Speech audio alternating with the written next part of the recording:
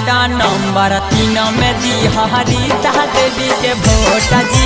Ward number 3 में दी रीता देवी के vote जी। टोला सहरसा सिझौरी पंचायत के करी भैया सपोर्ट जी।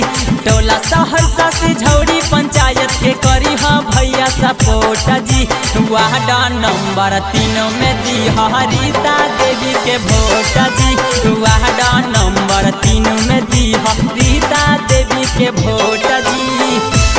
राजीव भैया जिंदाबाद जिंदाबाद जिंदाबाद। परवीन भैया जिंदाबाद जिंदाबाद जिंदाबाद। जीतेगा भाई जीतेगा। रीता देवी जीतेगा। आपका नेता कैसा हो? रीता देवी जैसा हो।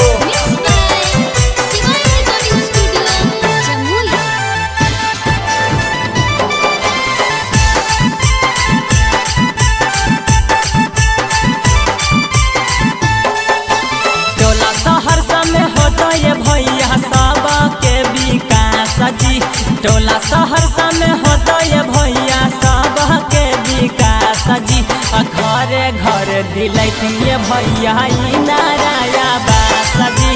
घरे घर दिलैत ये भैया ई नाराया बास जी। के करो बहकावा में भैया गलती से ना यह हो।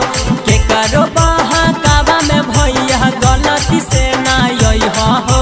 वार्ड नंबर 3 के भैया बहकी जीतैहा हो। रीता देवी के वोट दे के वार्ड सदस्य बनैहा। आपका नेता कैसा हो? रीता देवी जैसा हो। आपका नेता कैसा हो? रीता देवी जैसा हो। जीतेगा भाई जीतेगा। रीता देवी जीतेगा।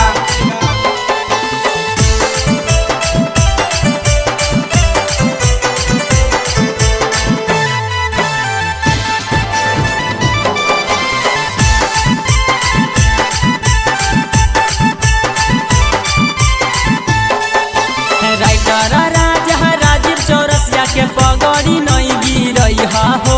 राइटर राजा परवीन चौरसिया के पगड़ी नहीं गिरई हो।